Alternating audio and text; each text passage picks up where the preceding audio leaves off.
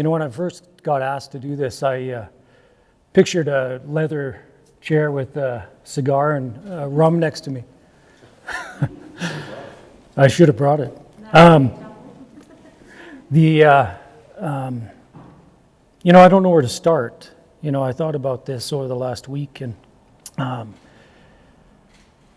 you know, lots of people travel, and I don't know if they appreciate some of the things that they see over that time, but you know, when we dive deep into that, there's treasures of all kinds, and we all have that sort of desire to find those treasures, whatever they are. In my case, I like to metal detect, and that's a passion I've had for years, and metal detecting and metal detectors, and I won't bore you with too much history on it, and Google's probably much better at it anyways. But about 150 years ago, there was metal detectors were invented, and there was a French fellow in the US, and Graham Bell. He designed a crude one because I think it was maybe Garfield, is that right? The president maybe, was shot, and they couldn't find the bullet, so he came up with this metal detector. Unfortunately, it didn't work. The detector worked fine. Unfortunately, they weren't able to save him.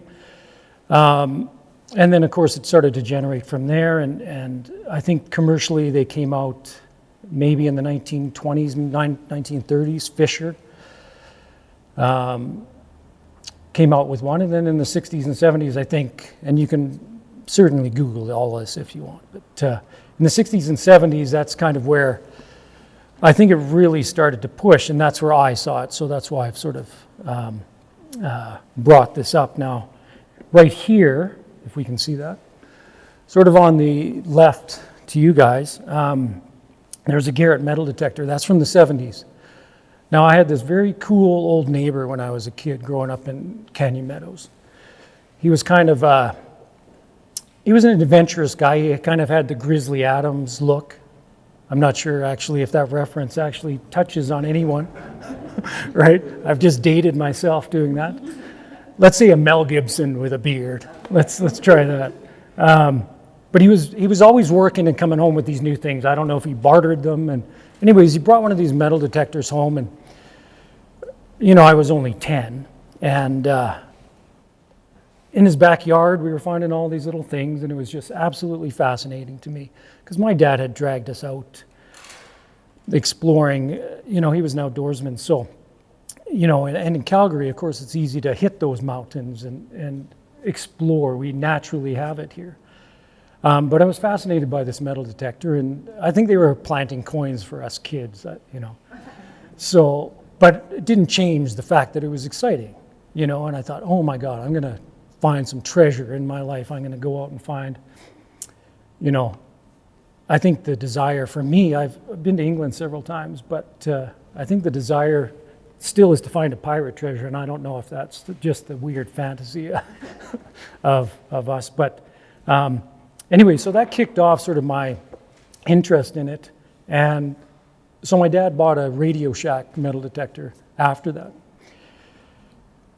And these machines were, you know, not compared to today, but still we were finding old quarters and the old coins, of course.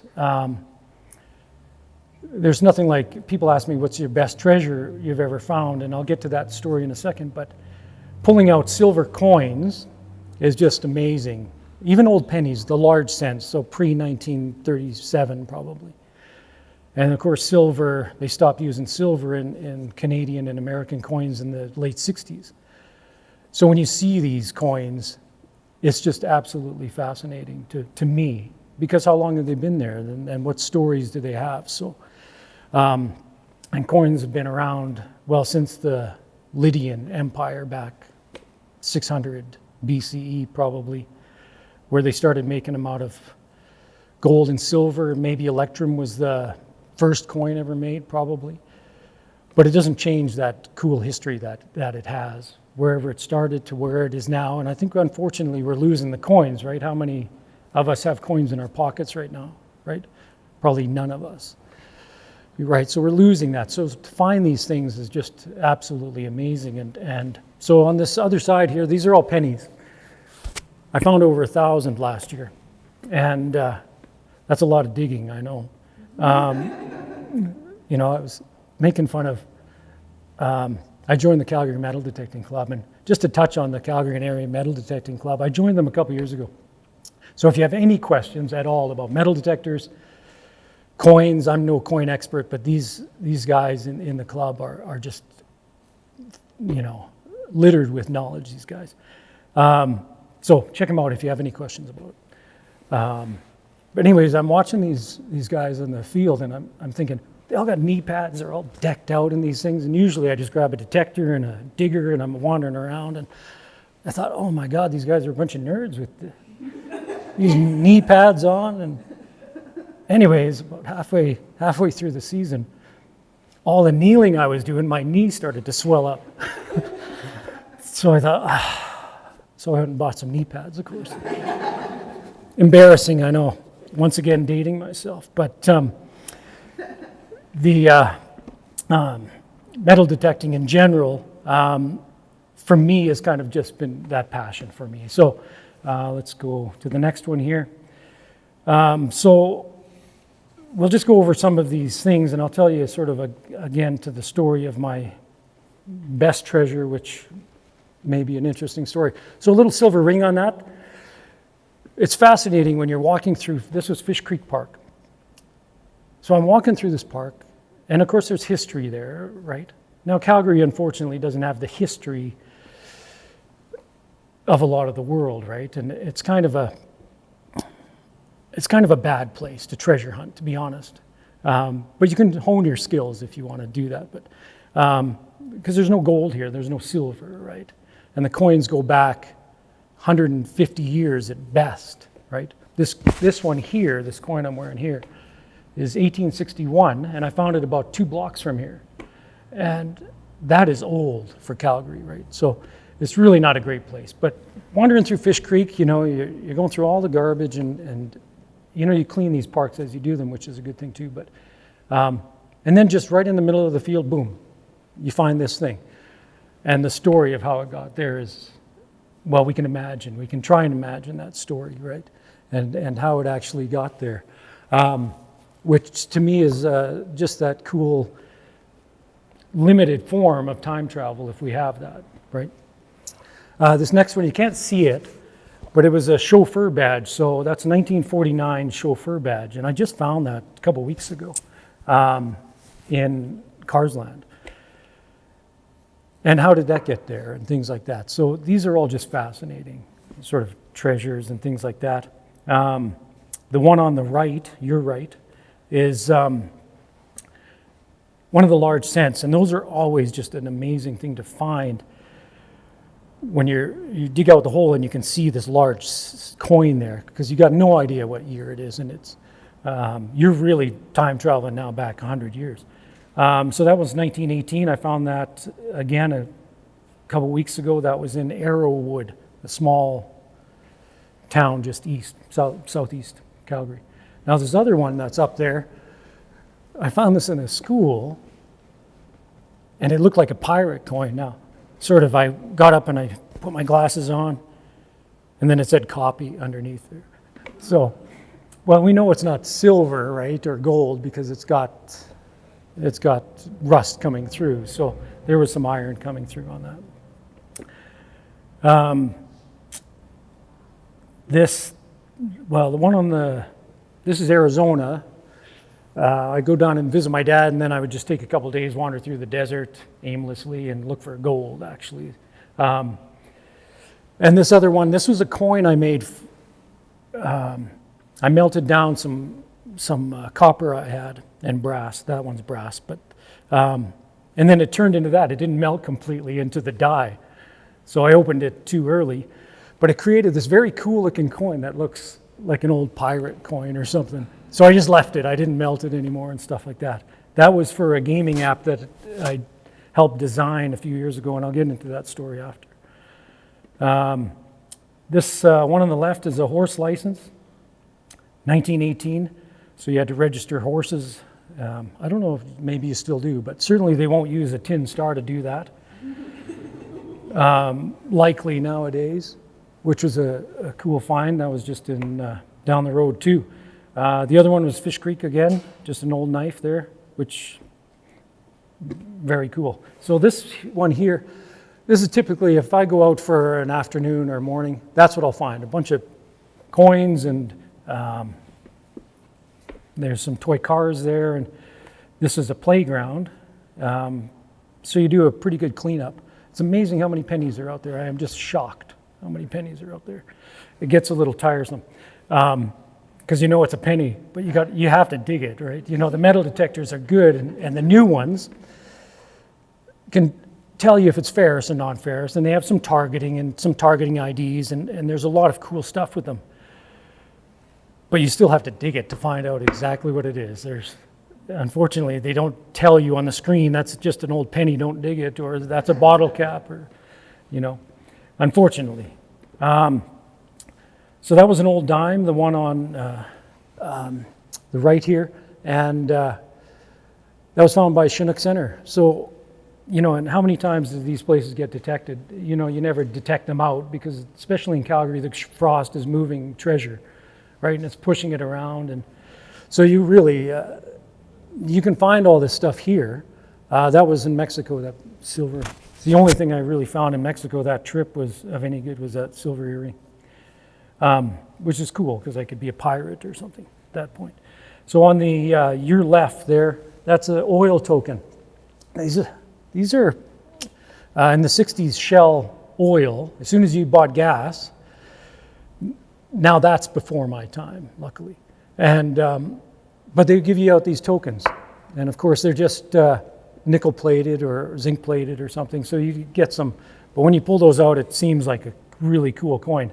Get a little disappointed that it's a token, but it's still cool and still history. This quarter is a silver quarter. Again. They stopped using that in the late 60s. So anytime you find those quarters, it's very cool. Skeleton key here. This was a cool Swedish badge, the one on the top there. I gave it to my neighbor, Bruno, who's a Swedish fellow. I said, you know, here you go. He was in the military back then, and this could be a military badge. So I gave it to my neighbor, that one. And this ring was the biggest silver ring I found. In fact, it's the only ring I found that actually fit me. So I'm wearing it. Usually they're all ladies' rings or something, and I can't wear them. So Treasure Earth, that's my logo. I'll just leave it up there for a second. So the greatest treasure. So I get that question a lot. What's the best thing you ever found? And I found gold rings and diamond rings and coins and all of these things. Now, if it's an absolute, just like a coin, when I was 19, I was hitchhiking through England and Scotland. I had saved up some money, and that was it. I was gone. I wanted to see England, my family. I had a lot of family there, so it was okay. Anyways, I'm hitchhiking through one evening, and so it's just getting dark, and then I could see the highway quite a ways away, so I cut through the field instead of, this was April, May. So I'm cutting through this field to sort of shave off some miles of my journey.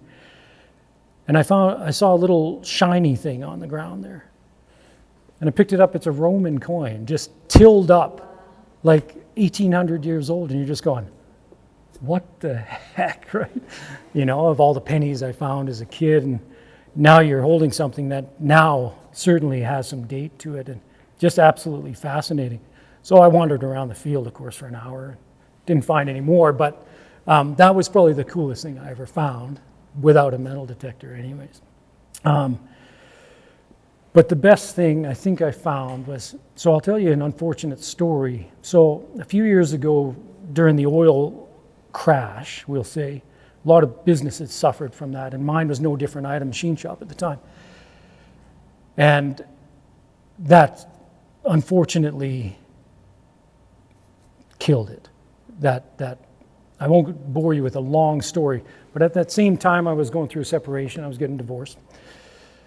I tried to buy some companies to try and offset this sort of problem that businesses were having in the oil and gas sector. And of course for Alberta that's a big thing. Anyways, it didn't. It put me more into debt. And anyways, at the end of it, I lost everything. And you fight tooth and nail, even though you have probably sort of the sense not to do that. But you know, when it's your passion, it's your business, you do that. You fire everything at it. And I did that. And came out with absolutely nothing at the end of that. So a few days before my house was getting taken over by the bank, well, I've got to tell you another story just before that, though. Not to bore you too much on this one, but anyways, I had a travel trailer. This is a camping trailer. And sort of during this time, I started filling it up with all the camping stuff from the house and the shed and all of this stuff, including some really nice metal detectors, unfortunately. And every year at that point, I would go and donate gifts, and we collect gifts from friends to give to the Salvation Army. So in December, I'm doing this, deliver some presents, and I come home, someone's stolen my trailer. They cut the lock on the gate. This is an acreage. And stole my trailer, if you can believe it. You know, the Christmas spirit for sure. And my metal detectors were in there. Now, it's kind of bad when you think, you know, you've just lost a $20,000 trailer, but where the heck is my metal detector? You know, those are pretty good metal detectors in there. Anyways, I thought I'd lost them all. Anyways, a few days before the bank was coming to get the house, there was an old camping box in the corner of the garage, marked sleeping bags, camping gear. Anyways, I pulled the box out, I opened it. There's my metal detector, my good one. My good metal detector somehow made it into this box. And that was it was like opening a treasure chest of gold at that point. Because it was an expensive, you know, it's a $3,000 setup, you know, for this. And at the time, of course, replacing that would have been more than impossible. But it was all there. Everything was there, the chargers and the backpacks. And so it was amazing. That was the best day. And to me, that's the best treasure. During this time, and I'll tell you another quick story. So during that time, it's a very stressful time when all of that's happening at once. One of those things is stressful, but when you have 3 or 4 things happening at the same time, that is wicked stress. And depression, anger, doubt, all of these things hit you at the same time. Now, it's kind of wicked, and we all go through that trauma or loss in some way. And we all feel that stress, and we all can sort of relate in some way. Anyways, I couldn't sleep at night. And so, of course, the NyQuil, and then I started drinking port to knock me out because I wasn't sleeping. It was just too stressful. You know, as soon as I wake up, the mind's going, and we all been there too. Unfortunately, that's a lot of sugar, for one. And then, of course, in the day, you're tired. And so I started drinking a lot of Coke and energy drinks. And, of course, they might have a little sugar in them too. So in this time, I gained 40 pounds over the span of this couple of years, and I didn't notice. Like, it was just horrible. You don't notice these things, and, you know, you go and get a new pair of jeans. Oh, one size up, that's no big deal. One size up, that's no big deal. Tragic, for sure, if I think back about it. I had a security camera, so I rented a basement suite. So I had a security camera, and I thought, oh my God, who's this fat guy walking around my property? And I thought, oh my God, that's me.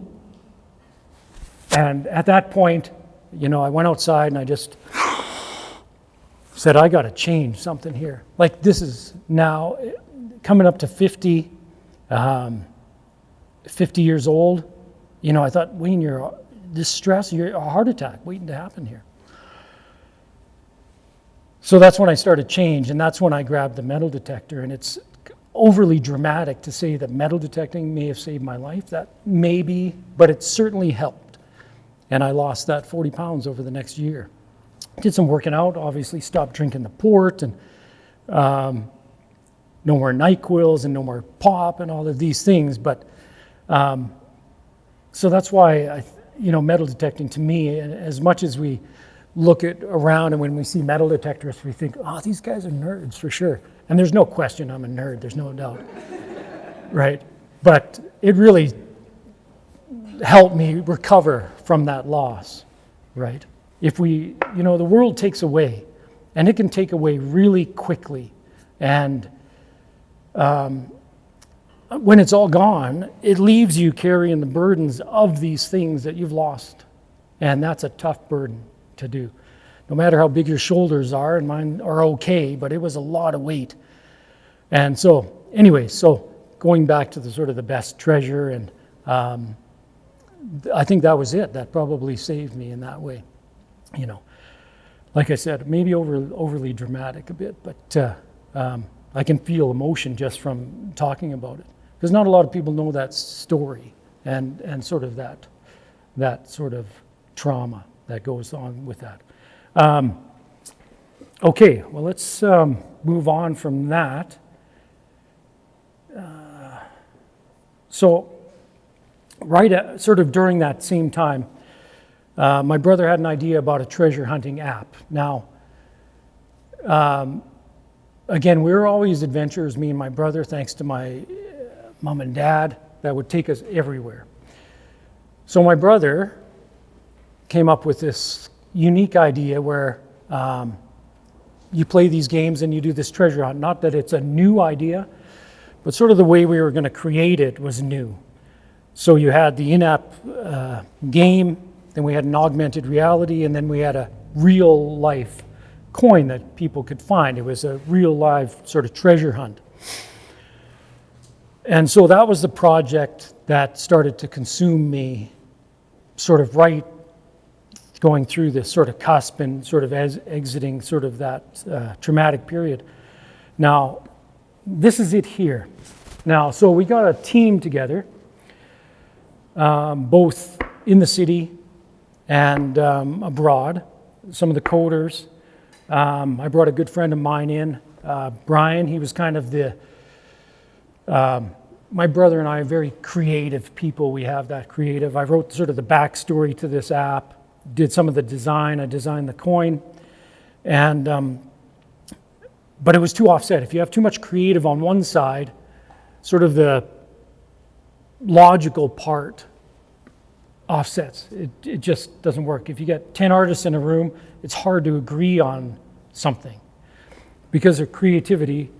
Maybe not even agree. There's just so many good ideas that how do you do that? So I brought this partner in. And he's a creative guy. You might not think so, but he was more logical, and he sort of tilted the scale sort of to balance us all out. And I was kind of the middle guy trying to hold it together. So we designed this app, and I don't know if anyone's tried to design an app before, but it is insane. You think it's easy, we'll make this game, people will go out, no problem, it'll be easy. No, I'm afraid not. The research that has to be done on it, the marketing, the design, the artists that have to come together to bring it all. We went down to Google. We had a meeting with their maps team because our map overlaid the Google Maps at the time. And that's not an easy invite either, right, to get to there. So we actually accomplished quite a bit. We should really be proud of it. Unfortunately, sort of in that creative, you talked about bravery sort of at the beginning. And you really have to put yourself out there. You have to take that chance you have to do it. You just have to. And if you wait for something to be perfect, you'll wait forever because it'll never be that way. We heard from a number of people in the app business saying, you've got one chance at this. But I think that's completely wrong. Completely wrong. How many apps that are billion-dollar apps right now started as something else, right? YouTube, I think, was a different name back in 2005. Back then, I think it was, I can't remember the name now, but Instagram was a different name too, I think, right? They seem to be doing all right for themselves, these guys, right? They may have failed out of the gate, but they recovered. And unfortunately, our team just wasn't able to sort of get beyond that and launch it. And when we got to that point, the game was, you can see some of the mapping generated here. It was really cool, actually, very cool. Like the team did just an outstanding job. The unfortunate part, when we were ready to do that, COVID hit at that point. So that took out the spring launch in 2020, I guess it was. And so that kind of killed it. But I don't know if it's good advice, but if in your heart you've got a good product and you know there's some bugs in it that you got to fix, still launch it or do it. And I don't care if it's an app or a show or just some artwork.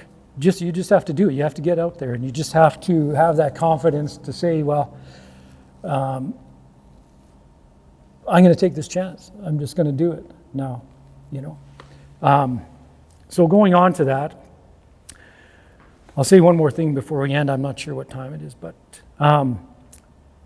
so after that happened, we had a bit of fail there, a success and fail.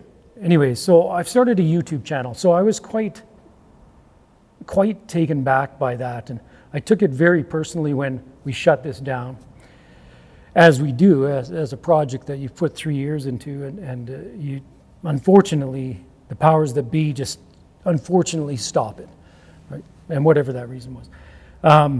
So I decided to do a YouTube channel, and I started that last year. And I meant to start it 2 years ago, and I just did not have the confidence. I thought, oh my God, you know, do I really want to put myself out there? Do I want to do this?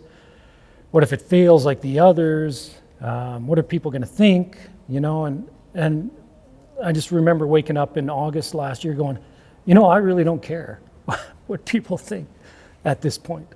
And so I started a YouTube channel. It's called Treasure Earth, and I do some metal detecting. We did some magnet fishing in there too. And just to get it going, and I think I've got, 40 episodes on there with a bunch of clips and things like that. And so it's kind of a precursor to this app. And if I want to relaunch this app, part of the organic sort of, following may come from this Treasure Earth, and I may be inspired to re-look at what this app is doing. Right? If I can get enough followers, I think it's just shy of 1 million now, something like that. It's like 500. So, I think it's probably 500 followers right now. But I think it's okay. That's not bad, right? It's 535. Oh, thanks. 535? 536, that's just enough. All right. Wow. Just made my day. Thanks, man. Thanks. So that's kind of a thing I've just done, and I'm hoping that this sort of launches, and I'd like to go to a number of different countries around the world. I've picked 12 to do that are